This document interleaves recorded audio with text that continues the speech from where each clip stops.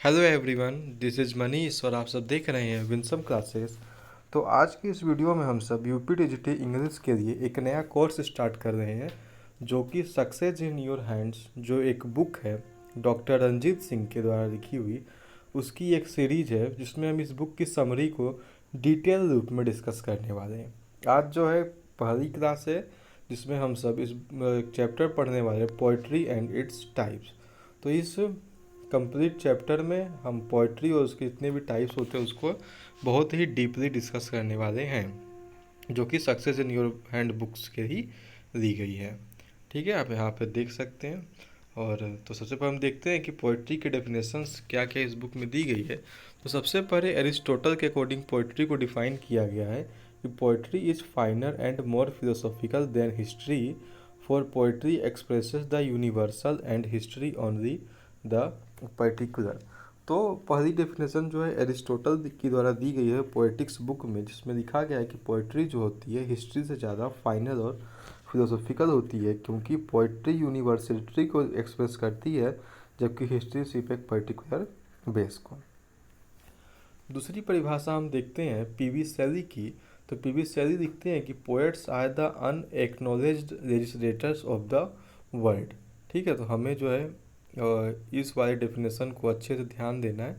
ये important definition है कि poets are the unacknowledged legislators of the world. तो ये डेफिनेशन किसकी द्वारा है? तो पीवी शैली ने पोएट्री के बारे में कहा है कि पोएट्स क्या होते हैं, तो वो एक नॉलेजेबल लेजिस्लेचर्स होते हैं इस दुनिया के।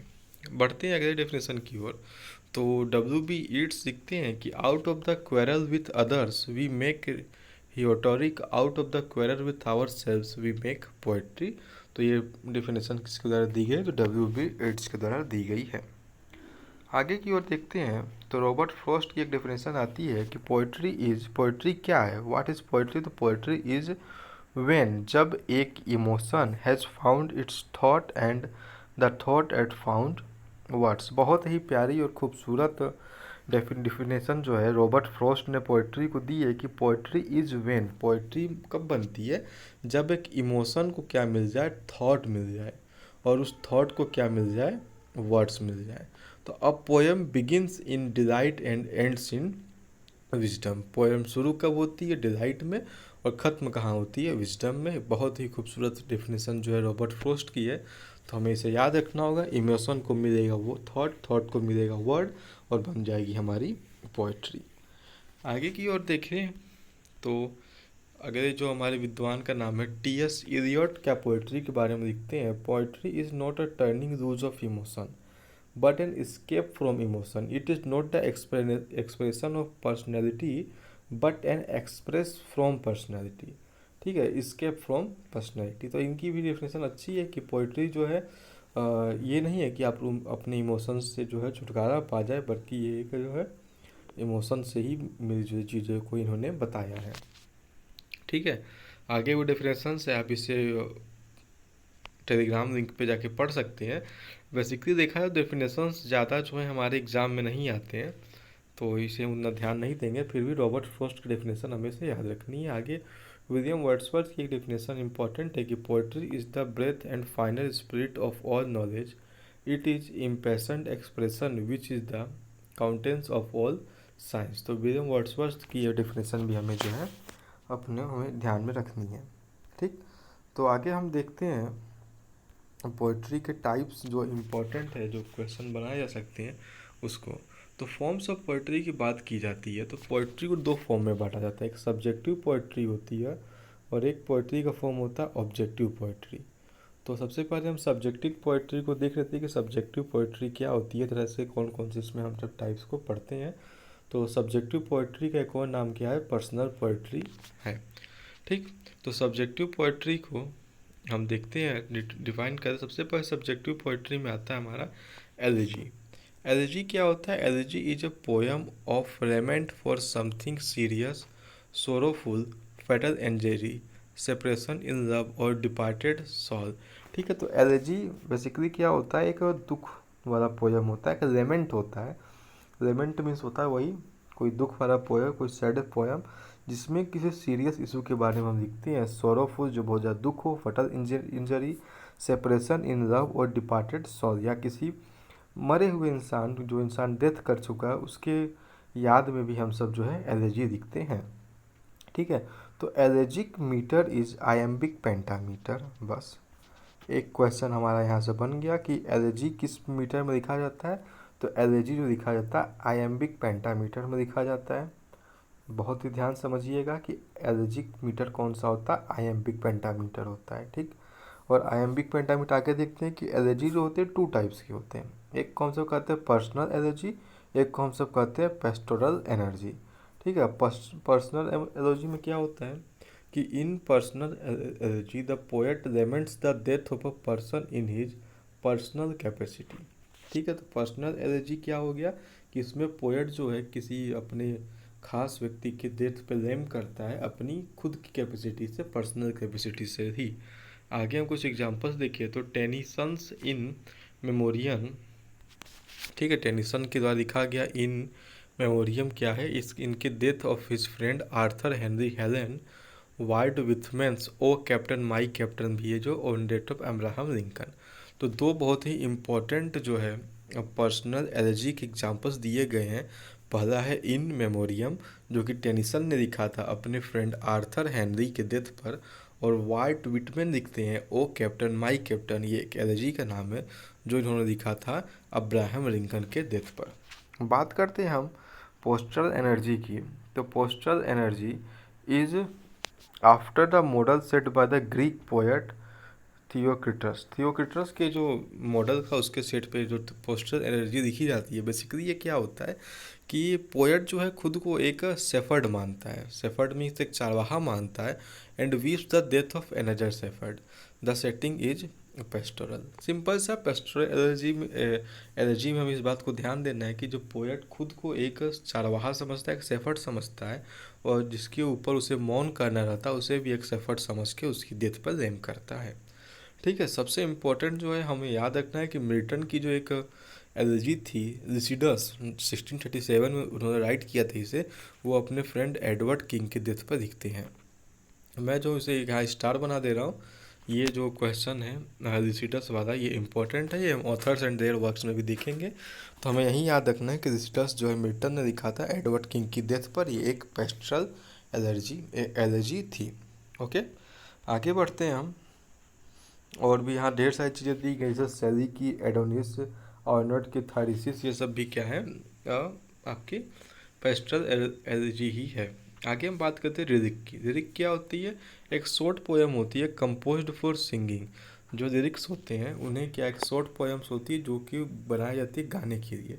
Ancient Greek lyrics were sung to accompaniment of a lyre, it has shortness, single theme and intense single emotion. ठीक है, तो लिरिक में क्या होता है, छोटी लिरिक होती है, सिंगल एक ही थीम पर बेस्ड होता है, और इमोशन भी क्या होता है, सिंगल होता है। The song is most personal in nature, song जो है बहुत ही पर्सनल होता है नेचर में। सर थॉमस वाइट इम्पोर्टेंट नाम है, याद रखना है कि थॉमस वाइट ने लिरिक्स को इंग्लैंड में इंट्रोड्यूस किया था। Elizabethan and romantic poets wrote the best lyrics in this. ठीक है, तो सर थॉमस वाइट का नाम हमें याद रखना है कि इन्होंने लिरिक्स को जो है इंग्लैंड में इंट्रोड्यूस किया था, और एलिजाबेथन और रोमांटिक पोएट्स जो है बेस्ट लिरिक्स राइटर्स बने। पीबी शेली की एक पोयम है to a skylark is all time favourite. तो PB Shelley's to a skylark क्या है, ऑल टाइम फेवरेट लिरिक है। ठीक, इंपॉर्टेंट है, हमें याद रखना इसे। आगे की हम बात करते हैं नेक्स्ट टाइप की ओर, जिसे हम सब ना जानते हैं ओड के नाम से। ओड क्या होता है, ode is a poem of elaborate metrical structure, solemn in tone, usually taking the form of an address very often to some abstraction or quality. Basically ode क्या होता है, ओड एक एड्रेस होता है। ठीक है, ओड क्या होता है, एक एड्रेस होता है, हम किसी भी एब्स्ट्रैक्ट या क्वालिटी को एड्रेस करते हैं। ठीक, इसी को हम सब ओड करते हैं। ओड की एक बात इंपॉर्टेंट टाइप होती है पिंडेरिक ओड। पिंडेरिक ओड जो है ग्रीक पोएट पिंडार के द्वारा बनाया गया था। ये इसी को हम क्या कहते हैं, रेगुलर ओड भी कहते हैं, और ये स्ट्रोफे, एंटी स्ट्रोफे और एपोड में डिवाइडेड होती हैं, और it was also called choral ode. तो ये हमें ध्यान नहीं देना, हमें इतना ध्यान देना है कि पिंडारिक ओड जो है ग्रीक पोएट पिंडार के द्वारा बनाया गया था। ग्रीक पोएट पिंडारी कोड को इन्वेंट करते हैं। इसे रेगुलर ओड भी कहते हैं। ये स्ट्रोफे, एंटी स्ट्रोफे और इपोड में क्या होता है, ये बेसिकली जो ये डिवाइडेड होता है। और देखते हैं हम, और ओड के बारे में वो दिया गया। होरेशियन ओड जो है रोमन पोएट होरेस के द्वारा इन्वेंट किया गया था, जो कि 23 ईसा पूर्व में पब्लिश किया गया था। ये कुछ खास नहीं है। आगे द इंग्लिश ओड्स, हाँ इंग्लिश ओड्स को हम ध्यान देंगे। शैली और कीट्स जो है इनके जो इंग्लिश वर्ड्स सीखते हैं वो ना तो होरेशियन थे ना ही पिंडेरिक थे। उन्हें इंग्लिश या इरेगुलर ओड्स भी हम सब कहते हैं। तो रेगुलर ओड की बात की जाए तो वो पिंडेरिक ओड्स होते हैं जिन्हें ग्रीक पोएट पिंडार ने बनाया था। और इंग्लिश जो ओड्स होते हैं उन्हें हम सब इरेगुलर ओड्स कहते हैं, जो पीबी शेली और जॉन कीट्स ने लिखे थे। ठीक, आई होप आपको चीज़ें जो हैं क्लियर होती जा रही हैं। अगर वीडियो आपको पसंद आया हो तो चैनल को सब्सक्राइब करें और अपने दोस्तों के साथ भी शेयर इसे ज़रूर करें। आगे हम सब देखते हैं सोनेट्स के बारे में। तो सोनेट क्या है? Sonnet is a lyric poem of 14 iambic pentameter lines.